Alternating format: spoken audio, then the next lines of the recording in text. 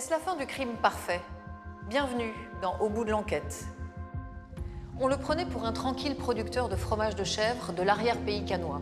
Il s'agissait en fait d'un redoutable assassin, et c'est presque par hasard que les policiers ont découvert l'incroyable parcours criminel de Michel Lambin. Les mobiles de ce séducteur aux vies multiples, l'argent et la jalousie. Cette enquête qui a nécessité des moyens extraordinaires démarre en plein été 2004, quand la compagne de Michel Lambin donne rendez-vous aux gendarmes dans une petite église de la Côte d'Azur. Le professeur de criminologie, Alain Bauer, décryptera avec nous cette affaire.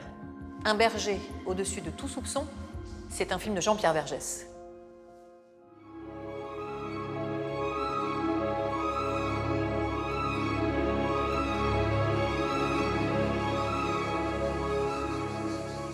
Lieu de rendez-vous avec la police judiciaire de Nice, une église à Mougins.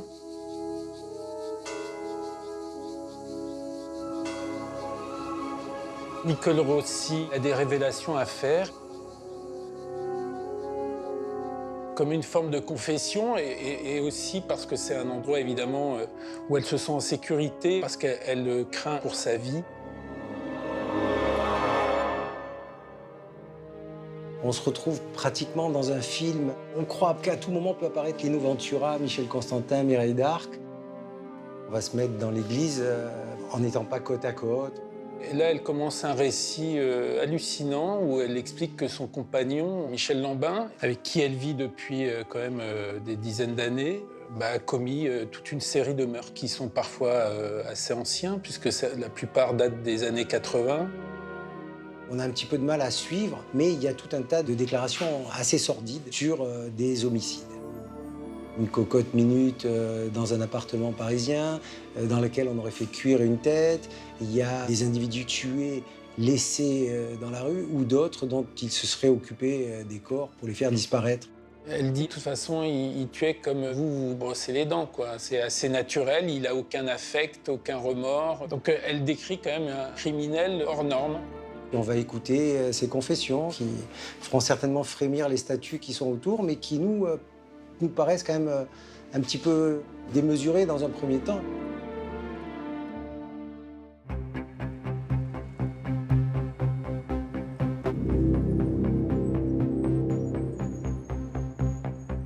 Je suis affecté à l'Office central pour la répression des violences aux personnes. À l'époque, on cherche à travailler sur des phénomènes sériels ou une sérialité qu'on pourrait imputer à un ou plusieurs auteurs. On reçoit du procureur adjoint de Grasse un procès-verbal d'une audition de Nicole Rossi. Elle va nous faire toute une liste de faits d'homicides des années 80 qui pourraient être imputés à Michel Lambin.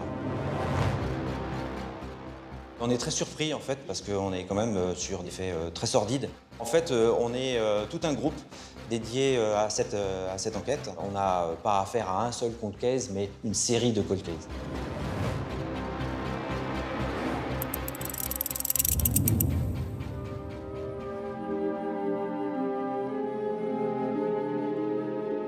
Dans son audition, Nicole Rossi dit que Michel Lambin a tué Marcel le 17 juillet 1983. Audition de Nicole Rossi, police judiciaire de Nice. Lambin m'a dit que Marcel l'avait supplié de ne pas le tuer parce qu'il avait des enfants. Pour ne pas qu'il se sauve, il lui avait mis une balle dans le genou. Je n'ai rien dit, mais j'étais terrorisée. La mission au départ, c'est surtout de l'identifier, parce que là, on a juste un prénom. On va retrouver son frère quand même, qui va nous donner pas mal d'éléments. Il va nous dire en fait qu'il utilisait une fausse identité. Et en fait, il s'appelle Kamel Gendouz. On apprend qu'il travaille dans un café. Marcel a été arrêté pour une affaire de vol de cigarettes. On a retrouvé des coupures de presse.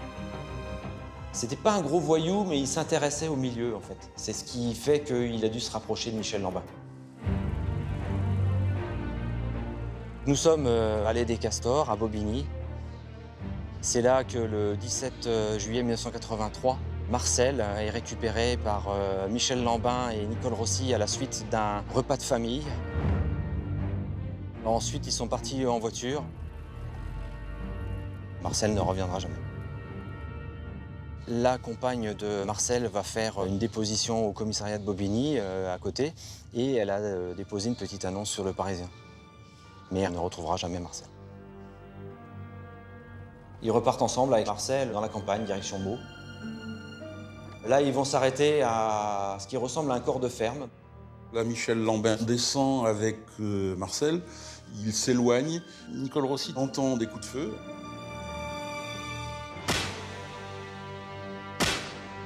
Elle le voit revenir avec les vêtements de Marcel. Et il va lui dire qu'il l'a tué. Nicole Rossi pense que Marcel avait balancé Michel dans une affaire. Le meurtre de Marcel serait une vengeance. Ils reviendront après sur les lieux avec 2 autres personnes, dont le dénommé Alain. On va retrouver justement les témoignages en identifiant notamment Alain. Ils sont connus donc en prison et ils ont continué à se fréquenter après, et notamment sur le 15e arrondissement où Alain a son appartement. Et on va aller plus particulièrement chez lui. On va pouvoir placer Alain en garde à vue et lui mettre un petit peu plus de pression. Voyant qu'on a plein d'éléments contre lui, va quand même avouer sa participation. Il savait qu'un jour il serait inquiété pour tout ce qu'il a fait avec Lambin. Avec tous les éléments qu'on a recueillis, tous les témoignages, on est persuadé maintenant que Michel Lambin a tué Marcel. Au départ, on va s'intéresser à Michel Lambin, on va s'intéresser à son parcours scolaire, à son parcours professionnel, son parcours familial, sa vie. Michel Lambin est issu d'une famille nombreuse. Monsieur et Madame Lambin ont eu 8 enfants. Monsieur Lambin travaillait aux messageries parisiennes. Madame Lambin était femme de ménage. Donc c'était un milieu modeste. Michel Lambin a eu le CAP de boucher-charcutier. Ensuite, il a été serrurier. Il va rencontrer sa femme assez jeune. Ils vont se marier. Ils auront plusieurs enfants ensemble, des filles. Ils vont acheter une maison à Palaiseau. Et toute la famille va vivre là. Il a une réputation de coureur, Michel Lambin. C'est un homme qui plaît aux femmes et toujours dans le charme. Selon l'expression consacrée, il était défavorablement connu des services de police, ce qui l'a entraîné à faire quelques séjours en prison. C'était des affaires de vol, d'escroquerie, de bagarres, de violence, 1 ou 2 affaires de port d'armes et un vol à main armée commis dans l'entreprise où il travaillait, qui lui a valu une peine de 7 ans de réclusion criminelle.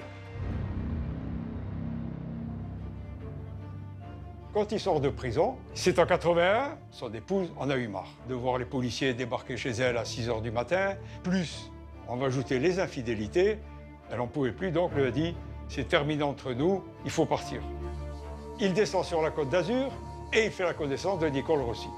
Nicole Rossi, c'est une femme très particulière parce qu'on sent qu'elle a fréquenté le milieu, notamment les délinquants, parce qu'elle parle un petit peu avec cette voix qu'on retrouve dans les dialogues de Michel Audiard. Elle a été décrite comme quelqu'un qui se présentait, qui avait dans son sac à main toujours une arme de poing.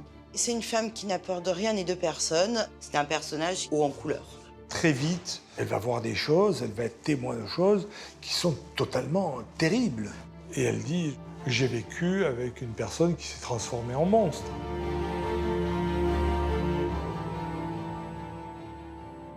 Audition de Nicole Rossi, police judiciaire de Nice. Lambin est venu me voir et m'a dit que le gros avait eu son compte, que ça avait fait la une des journaux.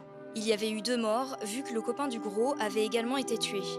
Lambin m'avait dit que ça faisait 2 enculés de moins sur la terre. Dans son audition, Nicole Rossi nous dénonce aussi 2 autres faits, les meurtres de Lepage et de Villet, en octobre 1983.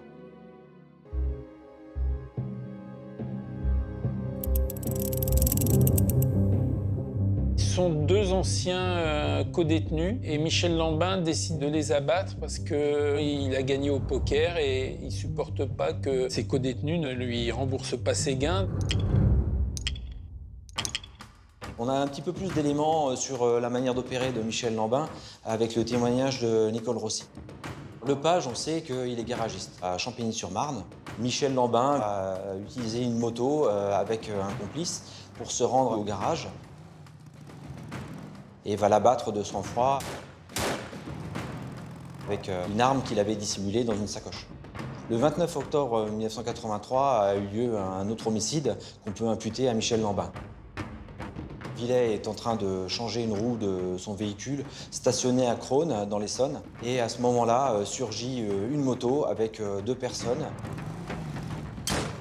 Le le passager va abattre Villet. Par rapport à Lepage, on se retrouve avec un mode opératoire plus ou moins similaire. 2 hommes à moto dont le passager va abattre la personne concernée. Ce qui ressort, c'est qu'on aurait pu faire un rapprochement. Mais à l'époque, les fichiers de recherche, les croisements ne sont pas aussi systématiques que maintenant. Dans les années 80, un voyou qui disparaissait, je ne pense pas que c'était une priorité pour les services d'enquête. En octobre 2009, on va identifier le pilote de la moto, un dénommé Roberto, qui fréquentait notamment le milieu du 15e. On va l'entendre dans le cadre d'une garde à vue et ne va rien révéler du tout. Par contre, quand on va le reconduire à la maison d'arrêt d'où on l'a extrait, dans le véhicule, il va nous avouer qu'il était bien présent avec Michel Lambin. Quand il le ramène, cet homme aurait déclaré qu'il aurait été le chauffeur de Michel Lambin. C'est complètement incroyable d'avoir un procès-verbal d'un policier se permettre de dire que hors PV, on lui a fait une déclaration et on essaie encore de charger Michel Lambin. Et cet acte de procédure est complètement dingue. Alors, ce qui ressort de l'ensemble des procédures que l'on a, c'est que Michel Lambin peut être impliqué dans les 3 dossiers pour des homicides en 1983. L'enquête permet effectivement de charger un maximum Michel Lambin. Il n'y a pas un seul acte à décharge. Il y a des lacunes colossales dans ces enquêtes. Elles n'ont qu'un but, c'est mettre des crimes sur le dos de Michel Lambin et asseoir le profil d'un monstre, d'un homme dangereux. Il conteste complètement avoir un lien avec les crimes des années 80. Michel Lambin n'a jamais été relié avec ces crimes.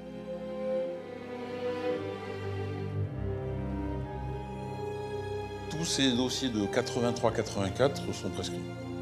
On est 26 ans après ces faits-là, il y a largement prescription. C'est un petit peu décevant parce qu'on sait qu'on n'aura pas de personnes à présenter à la justice. Malheureusement, il n'y aura jamais de procès. Il y a une satisfaction au-delà de la justice. Vous n'avez pas cette espèce de vide sidéral sur la disparition d'un proche. Là, vous avez une réponse. La satisfaction d'avoir la personne condamnée, vous ne l'avez pas, mais vous avez une satisfaction morale.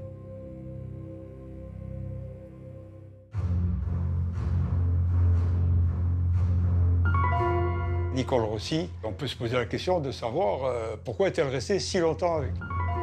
Est-ce que c'est une forme d'emprise? Est-ce que c'est une forme de fascination? C'est toute l'ambiguïté du personnage de Nicole Rossi. Elle l'admet, qu'elle n'a pas toujours eu un comportement très rationnel par rapport à Michel Lambin. Elle vit avec. Il a une espèce d'aura. Même sans violence, il y a une prise de possession des gens. Il a une domination sur les gens. Et c'est peut-être une sorte de jouissance. Il a une toute-puissance.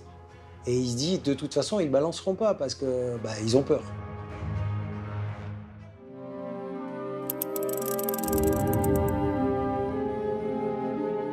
Audition de Nicole Rossi, police judiciaire de Nice. Lambin a appris qu'il était recherché pour le meurtre de Christian Salmon, dit Electrite. Lambin a tué Electrite à la mitraillette alors qu'il rentrait un soir chez lui dans un pavillon de banlieue. Lambin m'a dit que c'était lui qui avait tué Electrite.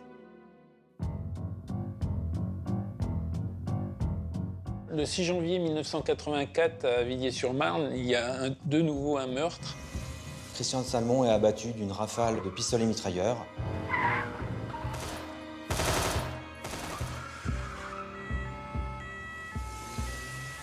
Sur son lit d'ambulance, il va dire à sa femme et au personnel du SAMU que c'est Michel Lambin qui l'a abattu.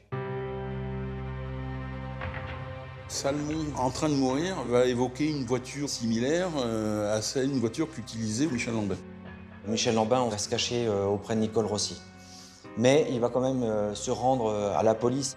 L'affaire paraît assez entendue. Le mobile, c'est la jalousie. Christian Salmon vit avec une ex-petite amie de Michel Lambin.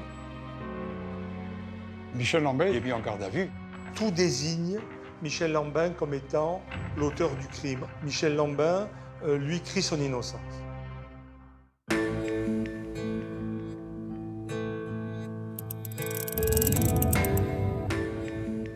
Il reste 2 ans et demi en détention provisoire et il comparaît devant la cour d'assises. Il avait à l'époque comme avocat Maître Vergès. Et il explique qu'il a un alibi, qu'il était dans un magasin de bricolage. Je crois qu'il va produire au procès un ticket de caisse. Comment vous pouvez tuer quelqu'un alors qu'à cette même heure, même minute, vous étiez ailleurs?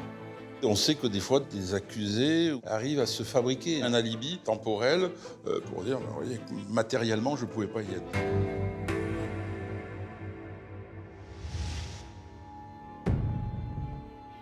Michel Lambin, il sera acquitté au bénéfice du doute. C'est mon premier acquittement, j'en suis fier. J'étais jeune avocat. Michel Lambin ressort complètement blanchi de ce crime. Nicole Rossi et des proches disent que malgré cet acquittement, plus tard, ou avec ses enfants, ou à l'occasion de réunions, ou, enfin, en discutant, il va toujours se comporter comme s'il avait bien été l'auteur de cet homicide. À l'exception de la dernière affaire pour laquelle il est jugé et acquitté, Michel Lambin n'a jamais été inquiété dans les autres dossiers dans lesquels il est encore aujourd'hui présumé innocent. Alain, comment peut-on expliquer que ces enquêtes n'aient jamais abouti à l'époque alors qu'elles sont résolues facilement 25 ans plus tard? Parce qu'il y a un élément qui va tout changer. Dans cet univers très particulier qu'est le monde du crime et le monde du crime organisé, personne ne parle. Il n'y a pas de témoins, les victimes ont disparu, les proches règlent leurs affaires entre eux selon les règles du monde du crime qui a son propre système judiciaire, ses propres compensations, et personne ne parle à la police ou à la gendarmerie ou au système judiciaire. Sauf quand, subitement, on voit apparaître ce qu'on appelle un repenti. Un repenti pour des raisons de vengeance, un repenti pour des négociations avec la police sur d'autres affaires, et à ce moment-là, subitement, tout ce qu'on ne comprenait pas, tout ce qu'on n'expliquait pas, tout ce qui ne permettait pas de poursuivre ou d'enquêter devient beaucoup plus simple parce qu'on a une source interne. Et dans ce cas précis, c'est sa compagne. Après son acquittement, Michel Lambin ne fait plus parler de lui. Il part se mettre au vert sur la Côte d'Azur, où il devient berger.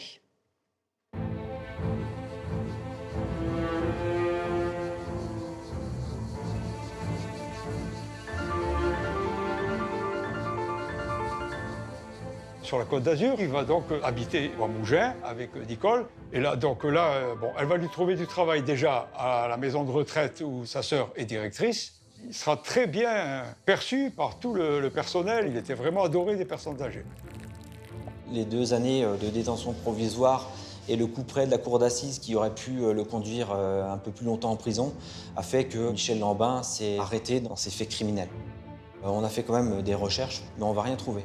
Alors, est-ce qu'il ne s'est pas mis au vert? C'est bien possible. Avec Nicole Rossi, ils vont acheter un terrain sur Cossol, qui est un endroit quand même très isolé, en montagne, qui est assez désertique.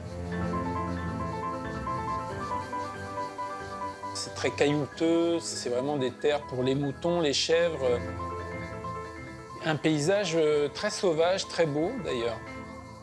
Ils s'installent dans cette ferme où ils sont très tranquilles, très isolés, à l'abri des regards indiscrets.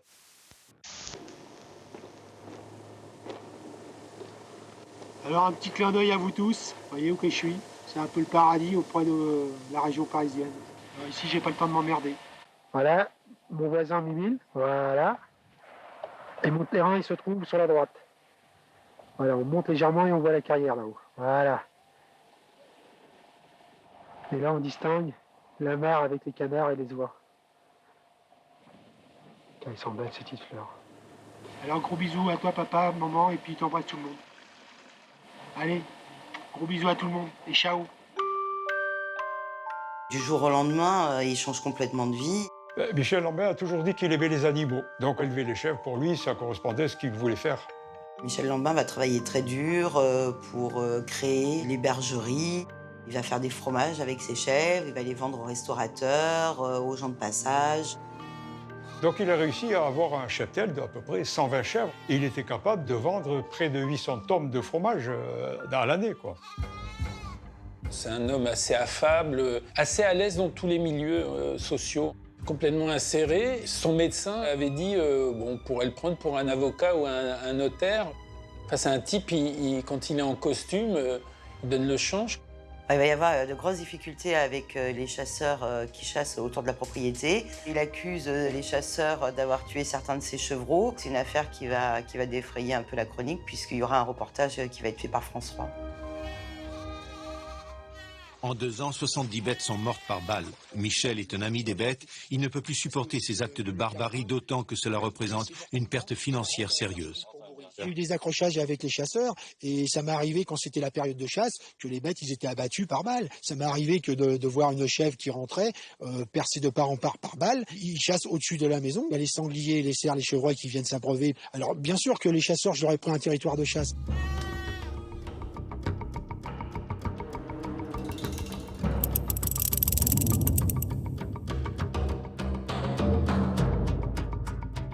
Courant de l'été 2004, il va rencontrer une jeune étudiante et ils vont tomber très très amoureux l'un de l'autre. Michel Lambin veut quitter Nicole Rossi. C'est à ce moment-là qu'elle va décider de se venger. Cette dénonciation est une vraie vengeance. Ce qu'elle va surtout amener, c'est des éléments sur la disparition de M. Guéret, qui aurait été tué par Michel Lambin. Jean-Yves Guéret, c'est un malfaiteur originaire d'Antibes. Il venait de sortir de prison, il avait purgé une dizaine d'années de prison. Il n'avait plus donné signe de vie, son téléphone ne fonctionnait plus. On peut penser que Guéret a fini ses jours là. À partir de ces éléments-là, on décide d'aller sur place, sur le plateau de Cossol, chez Michel Lambin.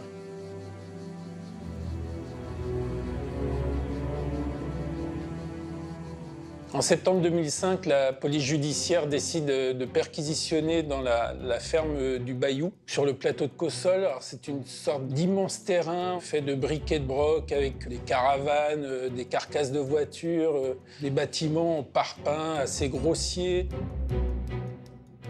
Et là, il tombe sur un véritable arsenal. Des bâtons de dynamite, des carabines, un fusil à lunettes, du 11-43. Ce pas les armes que tous les ruraux ont dans leur remise. C'est vraiment du matériel propre au grand banditisme. Ils se rendent très vite compte qu'ils ont affaire vraiment à un type sérieux. On va trouver des éléments matériels qui font penser que M. Guéret est bien passé là. On va retrouver la voiture, on va retrouver de mémoire un agenda caché. Dans la foulée, on va aller interpeller M. Lambin. Et puis on aura ce qu'on appelle chez nous, en jargon, un magnifique PV de chic. Ah, il est au courant de rien, il ne sait pas qui est Guéret, il n'a vu personne. La police pense que Jean-Yves Guéret a peut-être été enterré sur ce terrain. On fait appel à un tractopelle. Et sur une zone qui est un petit peu plus meuble, on va pousser les recherches. Le terrain a été remué il n'y a pas longtemps, donc on va attaquer et on va trouver le corps de Jean-Yves Guéret. C'est déjà un corps momifié qui a été enterré dans la terre nue avec les impacts de balles, de plusieurs projectiles. Il n'a plus de pieds. Est-ce que c'est Lambin qui lui a coupé les pieds? On pense plutôt que ce sont des animaux qui ont commencé à faire disparaître le cadavre. Une fois qu'on trouve le corps, on prend M. Lambin à la PJ Nice et on le remonte sur le plateau de Cossol afin de lui présenter le corps. Là, il saura que c'est Jean-Yves Guéret. Il reconnaît sa participation à l'ensevelissement du corps.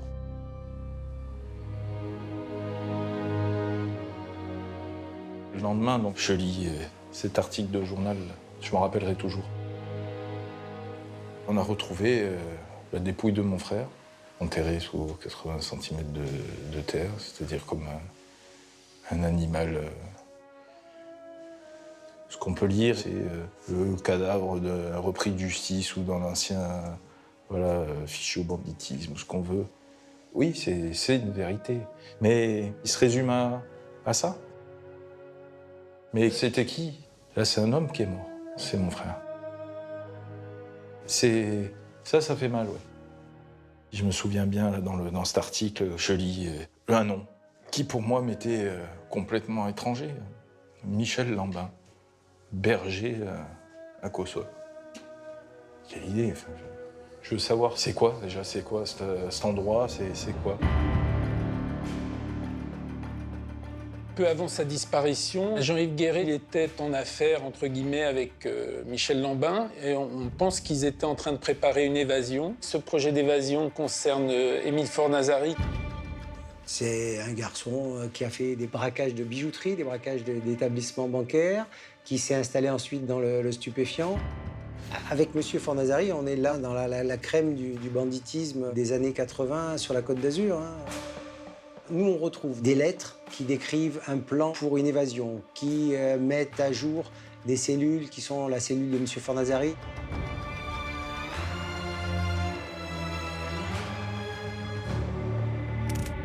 On trouve une échelle métallique, des bandeaux gendarmerie nationale qui pouvaient permettre de décorer un hélicoptère en hélicoptère de gendarmerie. Tous les éléments permettent de penser que ce projet était réel.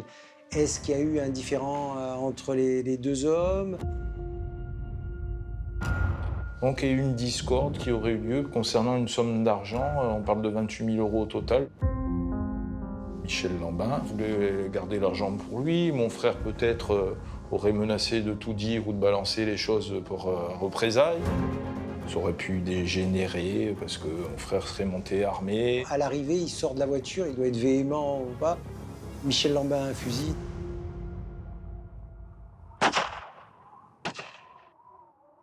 Il tire 2 coups de fusil, l'affaire est réglée.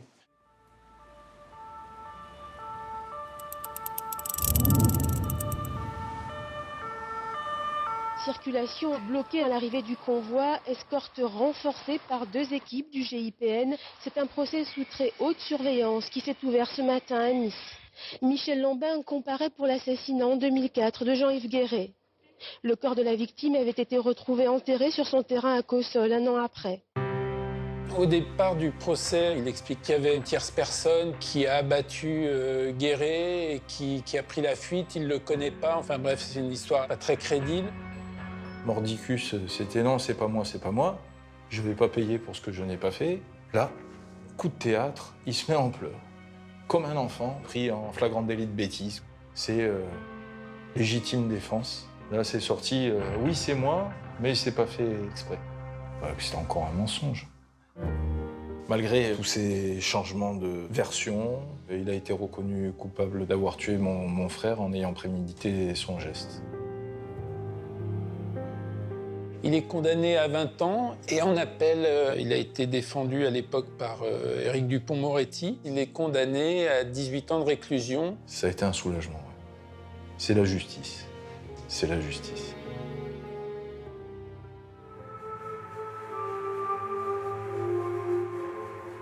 À partir du moment où Michel Lambin est condamné, il y a une sorte de libération pour Nicole Rossi. Et elle a parlé sur beaucoup de choses, sur beaucoup de personnes. Elle dit qu'il a tué mon frère. En décembre 2002, il y a Robert Ludy qui donne pas signe de vie à sa famille et donc sa sœur est particulièrement inquiète parce que c'est pas dans ses habitudes, c'est un homme qui a une vie complètement paisible. Sa sœur se dit mais c'est pas normal, donc elle se déplace devant l'école où il exerce le métier de gardien.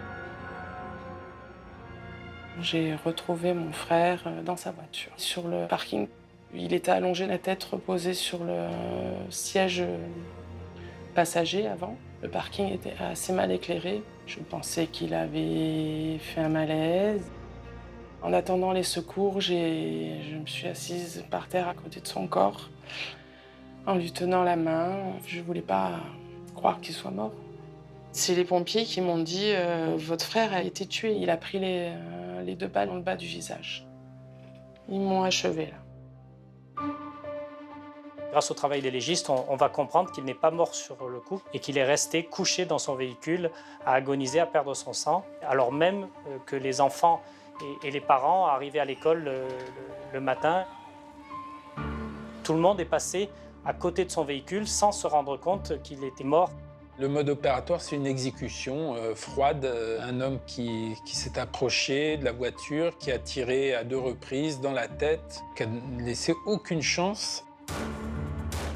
Seules des personnes avec une détermination extrême, avec une cruauté extrême, sont capables de sang-froid d'attendre une personne et de l'abattre de 2 balles dans la tête à bout portant. La façon dont il a été tué, on pouvait penser effectivement à un règlement de compte. Sauf que très vite, les enquêteurs, ils ont dit que c'est pas possible. Ce n'était absolument pas un voyou. C'était vraiment quelqu'un de bien, une personne honnête. Il s'était investi énormément dans une association de foot. C'est quelqu'un qui s'investissait énormément dans la vie associative de la ville d'Antibes. Il a été pompier volontaire, il a été sauveteur en mer, toujours pour aider son prochain en fait. Très protecteur envers tout le monde. Le cœur sur la main. Audition de Nicole Rossi, police judiciaire de Nice. Lambin m'a dit qu'il avait tué le gardien d'école d'Antibes car il s'agissait d'un contrat. Dans le cadre de l'affaire Guéret, une arme de calibre 11,43 va être trouvée chez Michel Lambin. Et c'est un pistolet que Michel Lambin a cherché à modifier. Il a cherché à maquiller cette arme pour qu'on ne remonte pas au meurtre de Robert Ludy. Les experts vont déterminer de façon certaine que les douilles retrouvées sur l'assassinat de Robert Ludy ont été tirées par l'arme retrouvée chez Michel Lambin. Donc c'est un élément déterminant qui va sans doute convaincre de la culpabilité de Michel Lambin. Cette arme qui est trouvée sur la propriété ne lui appartient pas, qu'il ne l'a jamais eue entre les mains. Il dit que c'est Jean-Yves Guéret qui a apporté cette arme à l'époque qui avait pour but de servir dans le cadre de l'évasion.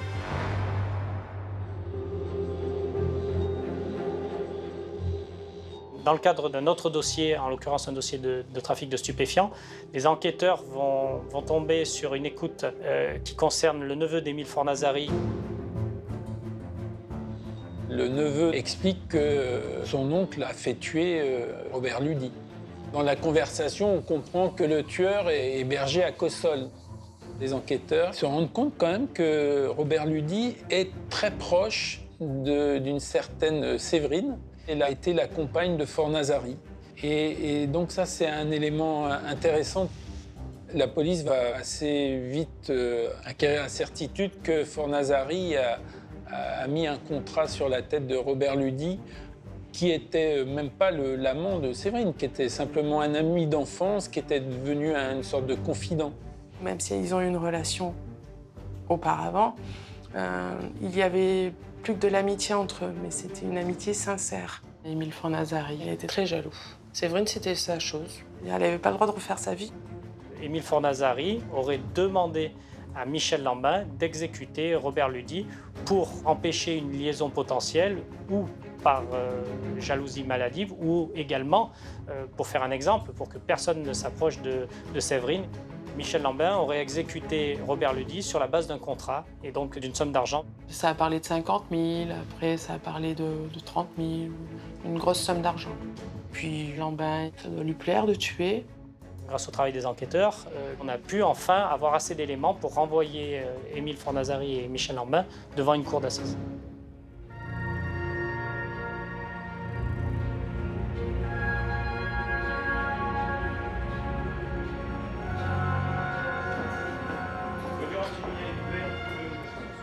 Ans après avoir été condamné dans le dossier de M. Guéret, Michel Lambin se retrouve une deuxième fois devant la cour d'assises des Alpes-Maritimes pour l'assassinat de Robert Ludy. Et conteste totalement avoir commis cet assassinat. D'ailleurs, à l'époque, il indique qu'il était en plus souffrant d'une maladie très invalidante. Or, il est allé juste après les faits à Euro Disney. On apprend qu'il a fait des manèges, ce qui contredit sa version, comme quoi il serait malade et n'aurait pas pu exécuter Robert Ludy. Fornazari, lui aussi, conteste fermement toute implication. Il n'est pas du tout le commanditaire de ce meurtre. Et puis, finalement, les deux hommes sont condamnés à la réclusion criminelle à perpétuité avec 22 ans de sûreté, ce qui est quand même une peine extrêmement lourde. Et ils vont tous les deux faire aussitôt appel. La peine est confirmée pour les deux. 18 ans et demi que j'attends.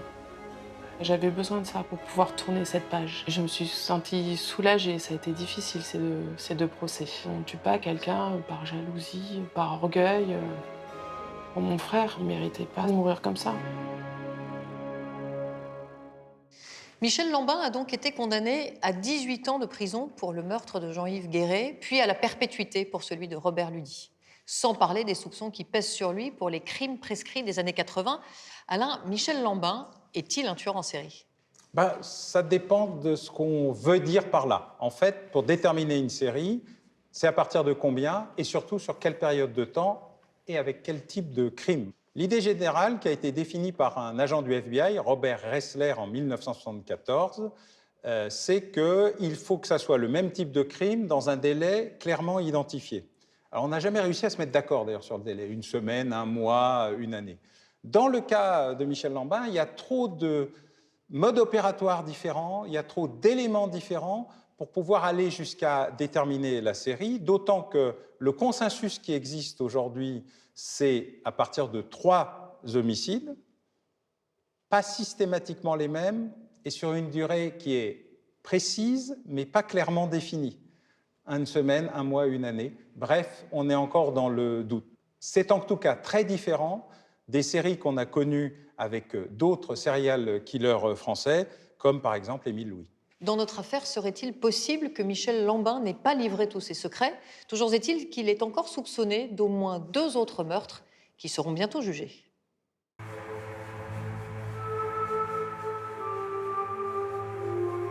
Un jour, en allumant la télévision, je tombe directement sur la photo de Farid. C'est un choc émotif parce qu'entendre que mon frère a été assassiné. Je savais qu'il était recherché par la police. On avait plus de nouvelles, là tout s'écroule parce que j'avais cette attente-là de revoir mon grand frère. Mon grand frère protecteur. Et s'il n'y avait pas Nicole Rossi, peut-être que mon frère, on le chercherait encore.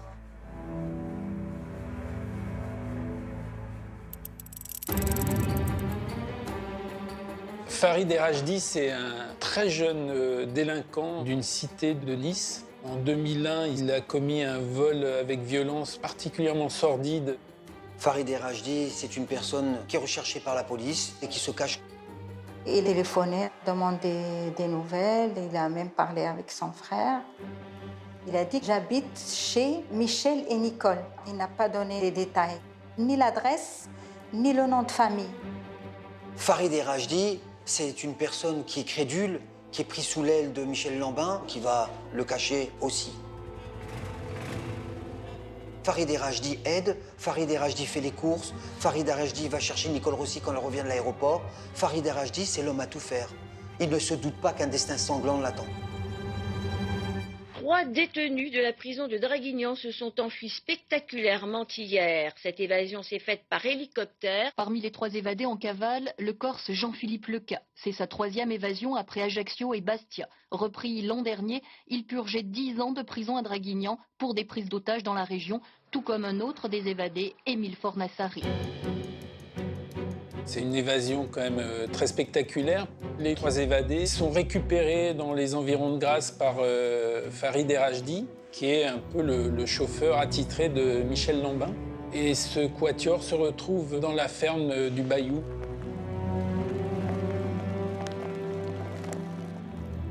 Alors, ils dorment dans les caravanes qui sont là pour quand la famille vient. Et de là, ils vont monter des expéditions pour récupérer du pognon. Il va y avoir des mésententes, on va dire. Et puis là aussi, on va avoir des gens qui disparaissent. Après la journée de Pâques 2001, le lundi 16 avril, Farid a déjeuné avec sa sœur et les amis et sa copine. C'était la dernière fois qu'il a été vu vivant. Nicole Rossi finit par comprendre que Erajdi est assassiné parce que le matin, elle découvre plusieurs seaux noirs qui sont remplis d'eau et de sang, des vêtements en lambeaux, et cela avant que Michel Lambin ne lui fasse des aveux. Il aurait tiré à 2 reprises dans la nuque et dans le dos de Erajdi. Le corps de Erajdi a ensuite disparu Michel Lambin aurait tué Erhajdi uniquement pour récupérer un butin conséquent en dollars caché par Erhajdi. Par cupidité, il est prêt à tout. C'est ça le mobile du crime. C'était le trésor de Farid. C'était avec ça qu'il voulait acheter un restaurant et puis commencer à travailler et voilà, faire son avenir. Je suis sûre et certaine que c'est Michel Lambin qui a tué mon fils. C'est Michel Lambin qui a détruit le corps de mon fils. Nicole Rossi a vu Michel Lambin porter la doudoune de mon frère avec le trou d'une balle en fait dessus. Pour moi, c'est une preuve indéniable. Michel Lambin est l'assassin de mon frère.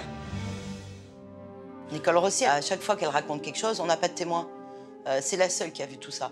Alors c'est facile, on peut inventer tout et n'importe quoi, et donc c'est encore du mensonge.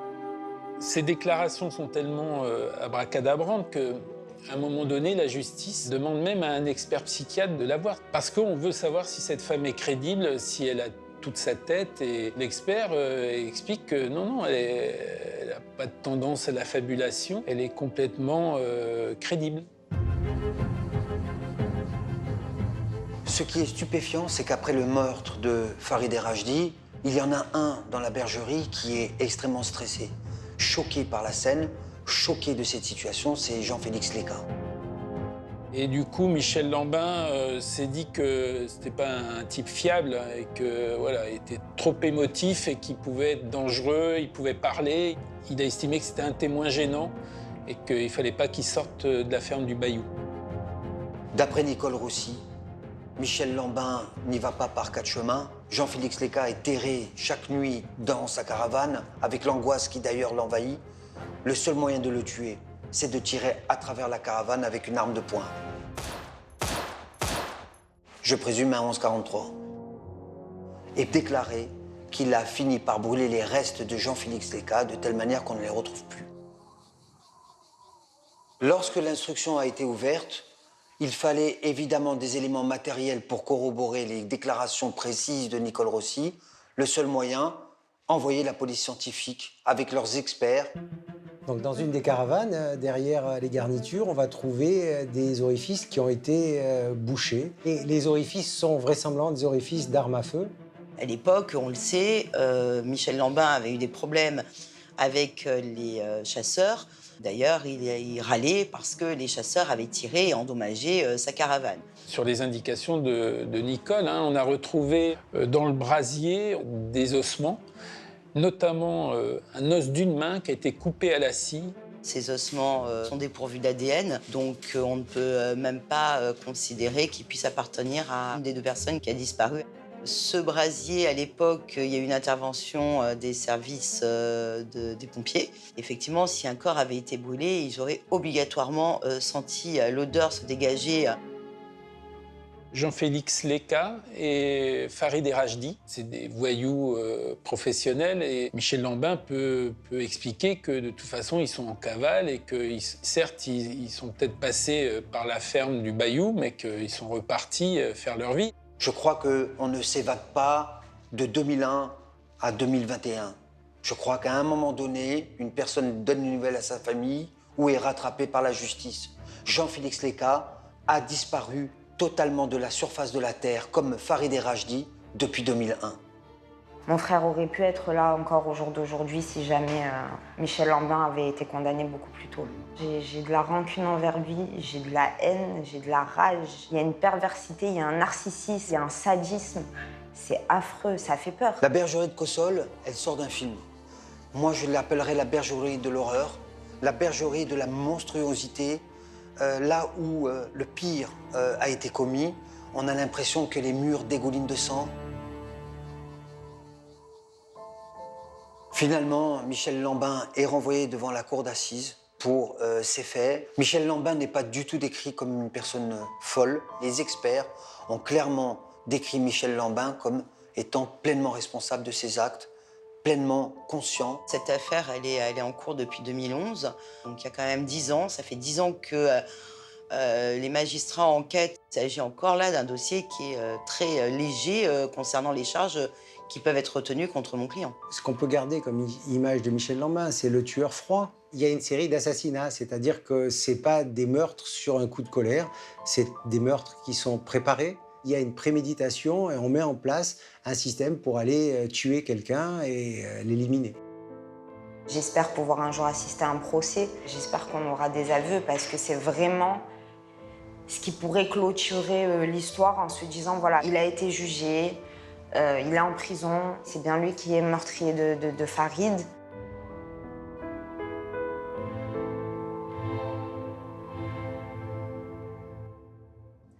Le procès de Michel Lambin pour ces 2 meurtres devrait se tenir devant les assises de Nice en 2022. Plus de 20 ans après les faits, les familles des 2 victimes attendent toujours de savoir ce qui est arrivé à leurs proches, alors que le berger continue de clamer son innocence.